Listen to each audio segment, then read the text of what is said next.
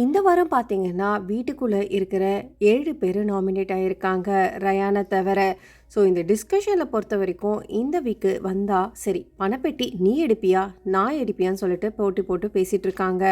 அதுக்கு பவித்ரா சொல்லிட்டு இருக்காங்க ரயான் கிட்ட, இந்த அருண் ஒரு தடவ சொன்னா பரவால்ல, 2 தடவைக்கு மேல இத சொல்லியே வற்புறுத்திட்டு இருக்காரு. அவங்க ஜோக்கா தான் சம்டைம் பேசுறாங்க. சம்டைம் அத பார்க்கவே எரிச்சலா இருக்கு. இவங்க தூண்டி விடுற மாதிரி எனக்கு இருக்கு.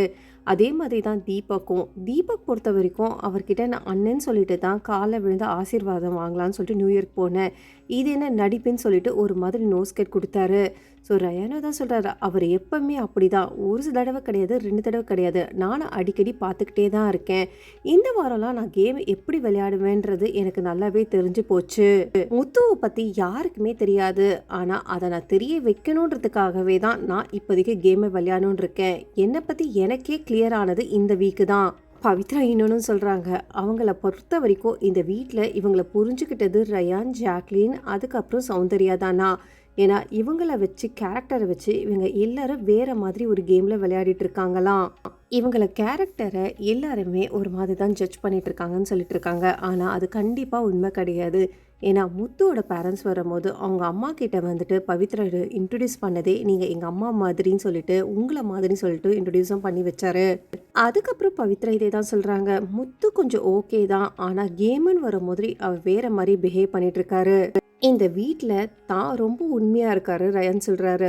கேம்லயும் சரி, இதை தாண்டி இருக்கும்போதும் சரி, நான் பர்சனாலிட்டியா நான் என்ன மாதிரி தான் இருக்கேன். ஆனா முத்து மாதிரி கிடையவே கிடையாது. முத்துவோட பர்சனாலிட்டி எப்படின்றதுன்னு தெரியுது. கேமுக்காக நான் என்ன வேணாலும் பண்ணுவேன்னு சொல்லிட்டு தான் அவர் விளையாடிட்டு இருக்காரு. சௌந்தர்யா பொறுத்த வரைக்கும் இன்னைக்கு கொஞ்சம் டவுனா இருந்தாலும் இப்போ கொஞ்சம் ஓகேவா ஆகிட்டாங்க.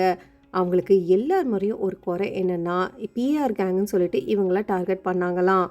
இவங்களே இந்த பெட்டியை எடுக்க மாட்டேன்னு சொல்லிட்டாங்க. ஏன்னா எனக்கு பெட்டியை விட நான் வந்து இந்த வீட்டில் யாருன்னு தெரியணும், அது தெரியறதுக்காக இந்த வீட்டுக்குள்ளே வந்திருக்கேன். அதனால இந்த பெட்டியை எடுக்க மாட்டேன். இவங்களோட எப்பயும் போல ஒரு டயலாக், மண்டையை கழுவுறாங்க. ஸோ எல்லாருமே மண்டையை கழுவிட்டு இருக்காங்க.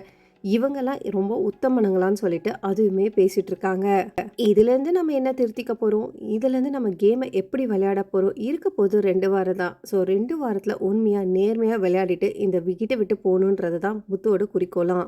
என்னதான் இருந்தாலும் அந்த மணியை நான் எடுக்கவே மாட்டேன்னு சொல்லிட்டு ரொம்ப தீவிரமாக அவருமே இருக்காரு. ஆனால் பக்கத்தில் இருக்கிறவங்க எல்லாருக்குமே அந்த மைண்ட் செட்டில் தான் இருக்காங்க. வீட்டுக்குள்ளே இப்போ பார்த்தீங்கன்னா 4 பேர் போயிட்டாங்க. இன்னைக்கு நைட்டுக்குள்ளே இன்னும் ஒரு 4 பேர் போயிடுவாங்க. ஸோ 8 பேரும் இந்த 10 நாள் இருந்துட்டு மீதி இருக்க 8 பேரும் உள்ளே போவாங்க. ஸோ இன்னைக்கு நடந்த நிகழ்வு பற்றி என்ன நினைக்கிறீங்கன்னு சொல்லிட்டு பிக் பாஸ் தமிழ் 8 சம்மந்தமான லைவ் அப்டேட் பார்க்கறதுக்கு என் சேனலை மறக்காமல் சப்ஸ்கிரைப் பண்ணி சப்போர்ட் பண்ணுங்கள்.